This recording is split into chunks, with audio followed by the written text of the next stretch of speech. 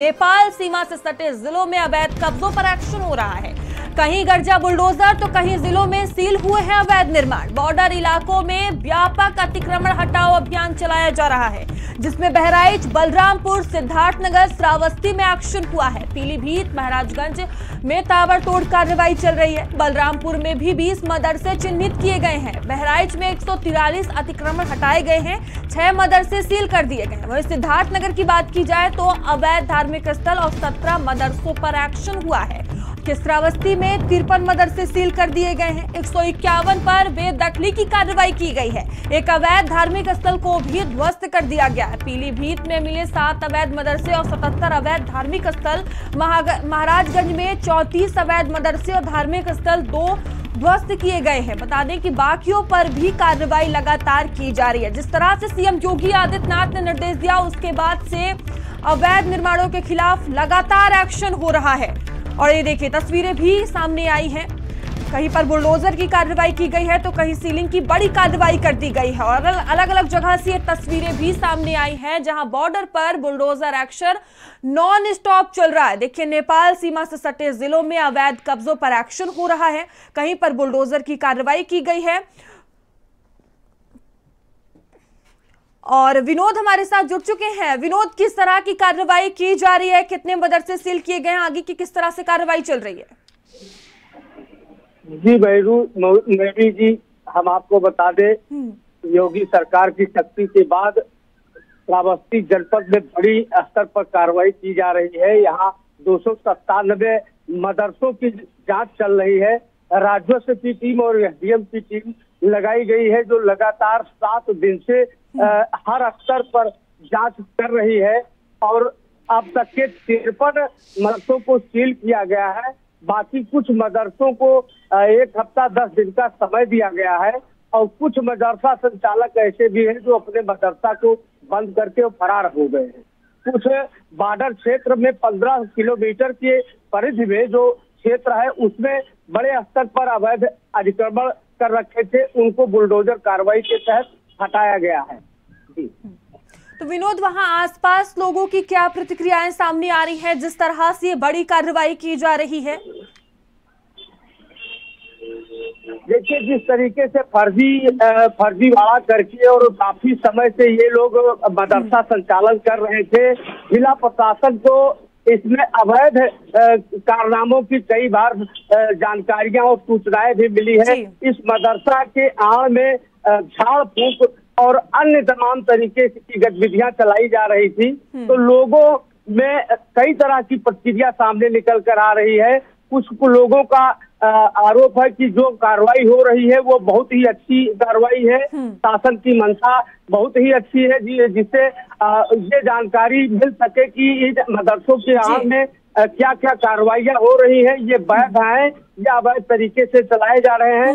इस चीज को लेकर के हर पहलू पर जिला प्रशासन बड़ी कड़ाई के साथ जांच कर रही है। जो बिल्कुल, जिला प्रशासन पूरी तरह से एक्शन मोड में नजर आ रहा है और लगातार कार्रवाई भी की जा रही है। आशीष हमारे साथ जुड़ चुके हैं महाराजगंज से। आशीष, महाराजगंज की बात की जाए तो यहाँ किस तरह की कार्रवाई चल रही है? अभी कितने मदरसे सील किए गए हैं, कितने ध्वस्त किए गए हैं?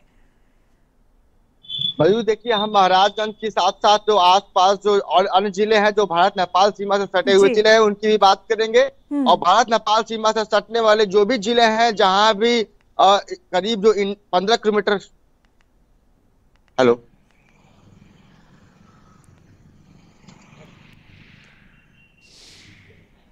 तो आशीष से फिर से जुड़ने की कोशिश करेंगे। और ये देखिए, अलग अलग जगह से तस्वीरें सामने आ रही हैं। महाराजगंज की बात की जाए तो 34 अवैध मदरसे और धार्मिक स्थल 2 जो है वो ध्वस्त कर दिए गए हैं। बाकियों पर भी लगातार कार्रवाई की जा रही है। सीएम योगी आदित्यनाथ ने जिस तरह से अवैध अतिक्रमण के खिलाफ निर्देश दिए थे, अब देखिए उसको लेकर प्रशासन पूरी तरह से एक्टिव मोड में नजर आ रहा है। जमीनी स्तर पर कार्रवाई की जा रही है। और बुलंदशहर से मनोज हमारे साथ जुड़ चुके हैं। मनोज, बुलंदशहर में किस तरह की कार्रवाई की जा रही है, क्या जानकारी सामने आ रही है? जी बता दें, बुलंदशहर के खुर्जा में अतिक्रमण अभियान चलाया जा रहा है। जहां जो मेन रोड है, खुर्जा का जो मेन रोड है, बस अड्डे से लेकर के जेवर अड्डा और होते हुए ये जेवर के लिए निकल जाता है। उस पर लोगों ने जो अतिक्रमण कर रखा है, उसको लेकर के नगर पालिका प्रशासन ने अतिक्रमण अभियान चलाया गया है और जगह जगह लोगों को चेतावनी दी है और चालान भी काटे हैं। या तो 24 घंटे का समय दिया है, या तो अपने आप हटा लो ने, नहीं तो अन्यथा नगर पालिका की टीम आएगी, आपका नुकसान होगा और उसके बाद में सामान को नगर पालिका भरकर ले जाएगी। उसी को लेकर के आज अभियान चलाया गया है और सभी को चेतावनी दे दी है, क्योंकि ये मेन रोड है, इसको अतिक्रमण करते हैं, लोग जाम में फंसे रहते हैं। उसको लेकर के जो नगर पालिका से एक अभियान शुरू किया गया है और डेली आए दिन रोज डेली अलग अलग जगह को चिन्हित किया गया है कि आज इधर चलेगा, कल उधर चलेगा। उसी को लेकर के अभियान चलाया गया है। जी मनोज, आसपास लोगों की प्रतिक्रियाएं क्या सामने आ रही है और कौन कौन से आला अधिकारियों की मौजूदगी में ये कार्रवाई की जा रही है? जी बता दें, नगर पालिका के सारे सप्रा, चाहे वो इंस्पेक्टर हो चाहे वो जेई हो, सभी और जो चेयरमैन के जो बनाए हुए लोग हैं उनको भेजा गया है। यहाँ अतिक्रमण को हटाया गया है। लोगों का कहना है अतिक्रमण तो हुआ है लेकिन हमें समय चाहिए, लेकिन नगर पालिका ने 24 घंटे का समय दिया है कि या तो अतिक्रमण हटा लो, नहीं तो आपका ही नुकसान होगा और वो नगर पालिका के लिए भरपाई करना पड़ेगा आपको। ठीक है, बने रहिएगा आप हमारे साथ। तो देखिए, अलग अलग जगह से ये तस्वीरें हम आपको दिखा रहे हैं, किस तरह से बड़ा एक्शन जो है वो प्रशासन की तरफ से किया जा रहा है। आला अधिकारियों के मौजूदगी में बुलडोजर की कार्रवाई हो रही है। तो देखिए, कहीं पर बुलडोजर गरजा है तो कहीं पर सीलिंग की बड़ी कार्रवाई की जा रही है और लगातार यह अवैध अतिक्रमण के खिलाफ अभियान चलाया जा रहा है। और संदीप खेर लखनऊ से हमारे साथ जुड़ चुके हैं। संदीप, देखिए, सीएम योगी आदित्यनाथ ने जिस तरह से अवैध अतिक्रमण के खिलाफ बड़ा एक्शन लिया, दिशा निर्देश दिए, अब जमीनी स्तर पर वो कार्रवाई देखने को मिल रही है। देखिए, उत्तर प्रदेश की योगी सरकार का जो बुलडोजर का एक्शन है वो बॉर्डर पर देखिए लगातार जारी है और मुझे लगता है कि लगभग 6 से 7 दिनों पर वहां पर बुलडोजर जो है वो लगातार गरज रहा है। आप देखिए कि अभी तक कितने तमाम तरीके के अवैध मदरसे संचालित हो रहे थे, कितने ऐसे मदरसे थे जिनकी मान्यता ही नहीं थी। जब मान्यता ही नहीं थी तो वहाँ का इनकम ऑफ सोर्स क्या था, टीचरों को सैलरी कहाँ से मिल रही थी, बच्चों को शिक्षा क्या दी जा रही थी, इसका कुछ भी पता नहीं। अभी मेरी कैबिनेट मंत्री ओम प्रकाश राजभर से बात हुई, उनके पास विभाग भी है इसका। उन्होंने कहा कि जो भी अवैध मदरसों पर कार्रवाई हो रही आगे भी होगी, क्योंकि वहां पर नोट छापे जाते हैं नकली, वहां पर विदेशी लोगों को रोका जाता है, मतलब उनको जो है आवास बना दिया गया है, लोगों के आरामगाह के लिए उसको एक पूरा अड्डा बना दिया गया है। इस तरीके की कार्रवाई होती रहेगी। आप सुनिए कितने मदरसों पर, बलरामपुर में जो है वो लगभग 20 मदरसे जो हैं वो चिन्हित किए गए, बहराइच में 143 अतिक्रमण हटाए गए, 6 मदरसों को सील किया गया। यही सिद्धार्थ नगर में आप समझिए 17 मदरसों के खिलाफ कार्रवाई हुई, श्रावस्ती में 53 मदरसे सील हुए, 151 पर बेदखली की कार्रवाई, पीलीभीत में 7 अवैध मदरसे, 77 अवैध धार्मिक स्थल, महाराजगंज में भी देखिए 34 अवैध मदरसे। तो आप समझ सकती हैं कि अभी तक जो है कितने बड़े स्तर पर इन अवैध मदरसों को संचालित किया जा रहा था। यहाँ पर क्या हो रहा था, यहाँ पर शिक्षा दी जा रही थी या यहाँ पर जो है किसी अलग तरीके की ट्रेनिंग दी जा रही थी।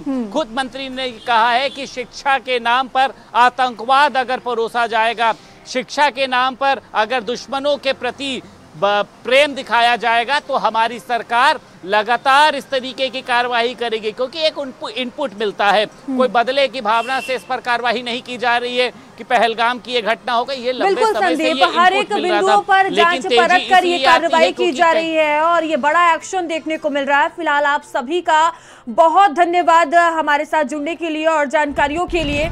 और इसी बीच बड़ी खबर सामने आ रही है संभल से, जहां सीओ अनुज चौधरी का कार्यक्षेत्र बदला गया है। अनुज चौधरी को चंदौसी सर्किल का सीओ बनाया गया है। आईपीएस आलोक भाटी को संभल सर्किल का नया प्रभार दिया गया है। बता दें कि एसपी ने 3 सर्किल के कार्यक्षेत्र में ये बदलाव किए हैं। ये बड़ी खबर आपको बता रहे हैं संभल से।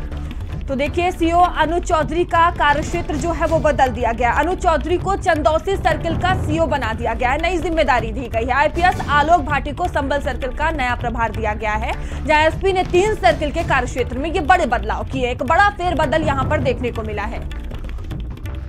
और सुनील राघव हमारे साथ जुड़ चुके हैं। सुनील, क्या जानकारी सामने आ रही है जिस तरह से कार्यक्षेत्र में ये बदलाव किया गया है? जी मैं बता दूं, ये संभल हिंसा जो 24 नवंबर के दिन हुई थी, तब से लेकर के सीओ जो अनुज चौधरी संभल है वो ज्यादातर चर्चा में रहे थे बयानों को लेकर। और जो पूर्व आईपीएस हैं अमिताभ ठाकुर, उन्होंने भी बयान पर आपत्ति की थी, तो उसकी जांच चल रही है। और अब इनका जो 5 महीने बाद इनका कार्य क्षेत्र बदला गया है, संभल जो चंदौसी सर्किल है वो उनको चार्ज दिया गया है, और जो सहायक पुलिस अधीक्षक थे आलोक भाटी IPS उनको प्रभार संबल का दिया गया है। तो सबसे बड़ी देखने वाली बात है कि 2 महीने बाद ही हिंसा के कयास लगाए जा रहे थे कि ट्रांसफर होगा, ऐसी एक मतलब खबरें फैल रही थी, लेकिन वो अब उन खबरों पर मोहर लगाई गई और 5 महीने बाद इनका कार्यक्षेत्र संबल से हटा करके इनको CO चंदौसी बना दिया गया है। ठीक है, बहुत धन्यवाद आपका जानकारियों के लिए।